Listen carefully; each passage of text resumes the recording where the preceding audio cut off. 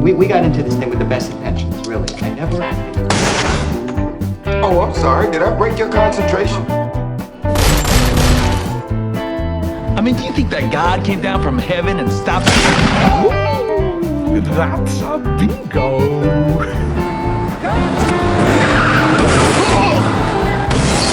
Say auf Wiedersehen to your Nazi boss.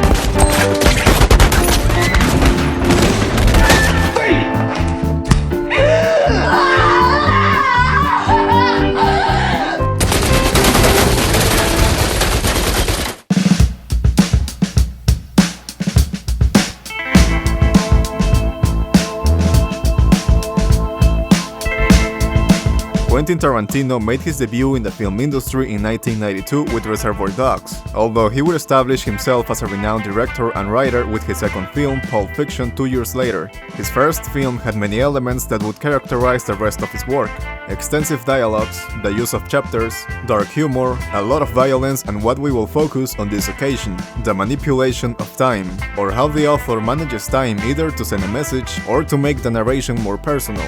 Although I will mention most of his films, for this analysis I have chosen one of his non-linear works, Pulp Fiction, and a linear one, Inglourious Basterds. The whole idea of Pulp Fiction was 3 crime stories. Kind of like the stories you've seen a zillion times before, but I was just going to take them different ways. Let real life intrude on genre.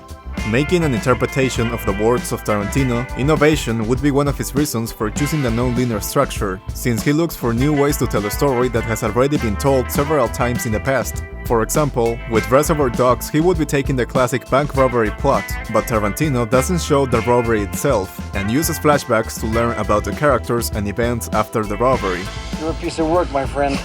With Kill Bill, we have a story of revenge that jumps in disorder between the events for which the protagonist wants revenge, her preparation, and the revenges themselves. Pulp Fiction are 3 common plots about gangsters, but that are exposed in disorder and that end up intertwining. Although we only see 3 titles corresponding to 3 chapters, we can divide Pulp Fiction into 6 parts or 7 if we consider this flashback of Butch. The film begins with the prologue, which is the scene of the restaurant robbery, or rather, the beginning of the robbery. You crowd control. I'll handle employees.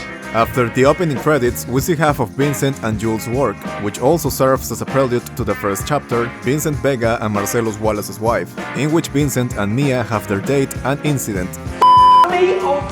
Come on, girl. We're getting out of here. We gotta walk now.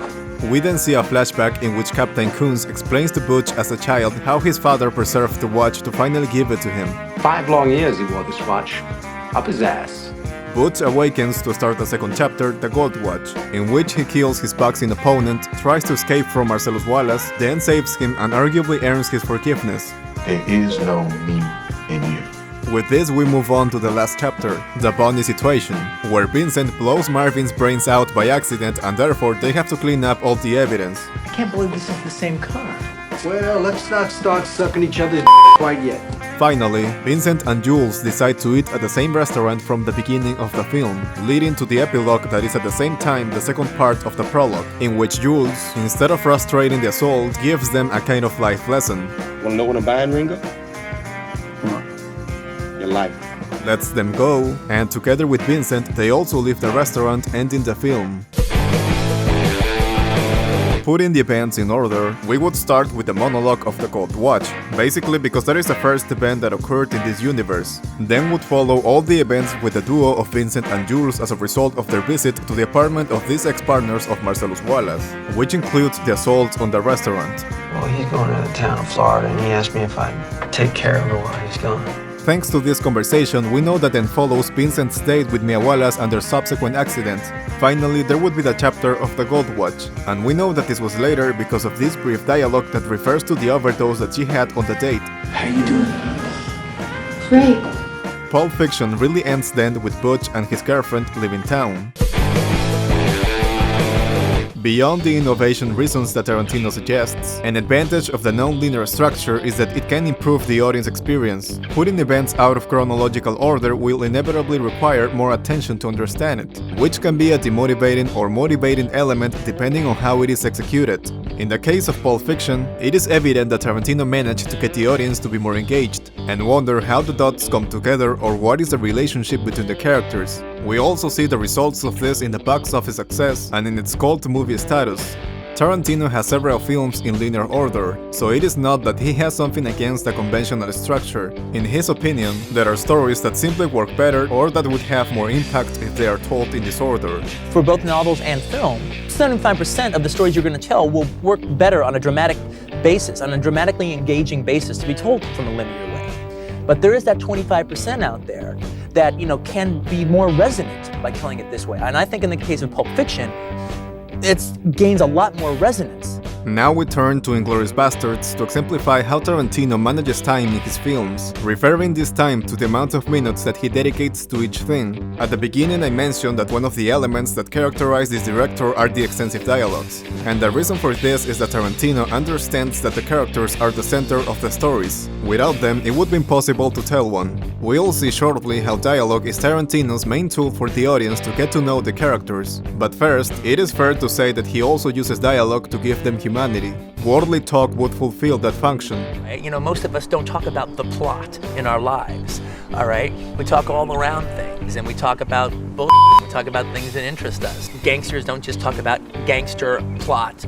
Even when the dialogues may seem unimportant, several times they reveal a lot of information about the character and consequently, we can understand the actions they take. For example, let's look at this dialogue between Hans Landa and Lapadit. In short, here Landa argues why saying rat to a Jew doesn't seem like an insult to him, but in a discreet way he also argues why the hatred of the Nazis towards Jews doesn't make sense. So Landa doesn't really share the values or opinions of the Nazis, so no one is surprised that by the end of the film it was not difficult for him to betray them. By the way, that last part's actually true. In this opening scene, we get to know the multiple dimensions of Landa. Although he's a bloodthirsty detective, he also acts with many manners and it is quite well educated. But at the same time, we know that his courtesy is a simple formality to differentiate himself from his companions, whom he considers to be more savage. They can only think like a German. More precisely, German soldier. We deduce then that Landa is an egocentric man and that he only thinks about what is best for him. I want to receive the Congressional Medal of Honor for my invaluable assistance in the toppling of the Third Reich.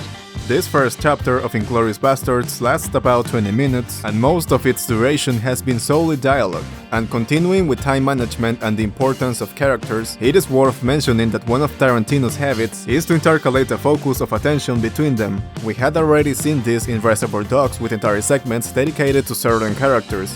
In both Inglourious Basterds and Pulp Fiction, we follow different characters or group of characters whose paths eventually collide. In these two films, there is not really a single protagonist. Tarantino gives everyone their moment to shine. Even in Kill Bill, where it's evident that the main character is the bride, the film devotes considerable screen time to other characters such as Lucy Liu or Elle Driver. Another reason I chose Inglourious Basterds and Pulp Fiction for this analysis is that they both use chapters, which are inevitably a time management tool.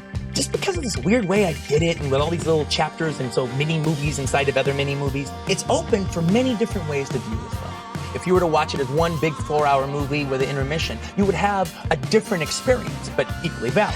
What I rescue from this interview about Kill Bill is that Tarantino refers to the chapters as small films, which would be equivalent to short films, that is, short stories that can function independently. In both Inglourious Basterds and Pulp Fiction, these little stories are connected thanks to the characters, so they work well as movies rather than various short films. And also for these reasons, the chapters are an ideal resource to move the action.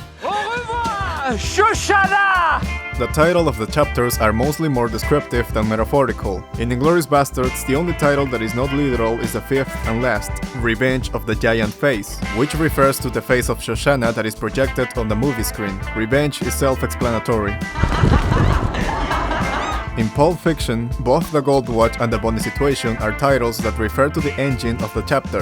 In the Gold Watch, the murder of Vincent, the fight with Marcellus Wallace and the kidnapping occurred as a result of Butch going to get his watch.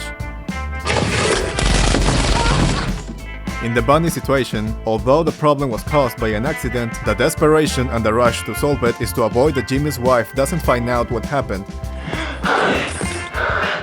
A funny thing about the notion of time in Tarantino's films is that there is a big difference between the rhythm of the film and how the audience perceives that rhythm. Let's take an example with a lot of contrast. If we compare Pulp Fiction with The Wolf of Wall Street, we will see that one has a frenetic rhythm with short scenes and where the action jumps constantly. But despite this, the film doesn't feel exaggerated or exhausting.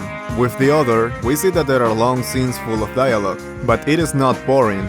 In that sense, it could be said that Tarantino's rhythm is often slow, but his films do not feel slow because the content shown is very loaded with humor, action, or tension.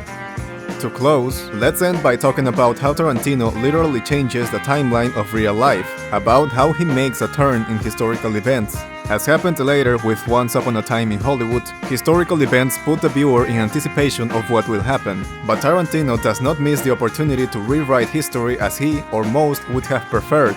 In the course of my story, my characters change the course of the war. Now, that didn't happen because my characters didn't exist. But if they had have existed, everything that happens is fairly plausible. Sound good? Yes, sir! If there had been a Frederick Zoller who did what he did at that time in the war, I'm sure Goebbels would have made a movie about it. Es ist ein deutscher Abend, eine deutsche Veranstaltung, ein deutsches Fest. And then they could very well have had a big premiere, and so on and so on and so on. In Once Upon a Time in Hollywood, we wait for the death of Sharon Tate, and in Inglourious Basterds, we expect that Hitler comes out alive because he would die in 1945. Inglourious Basterds, being a Tarantino film that uses chapters, it dedicates the longest chapter to the last act, which is the act where the historical change happens. Similarly, the longest running part of Once Upon a Time in Hollywood is the last, and it's also where the historical shift happens. This turn of real events contains in both films a high violence, but it results in a fun and quite satisfying experience. I'm a slave to appearances. As we have seen, even when Tarantino decides not to use a non-linear structure, he doesn't miss the opportunity to manipulate time in other forms in order to tell stories in his own way. I think this just might be my masterpiece.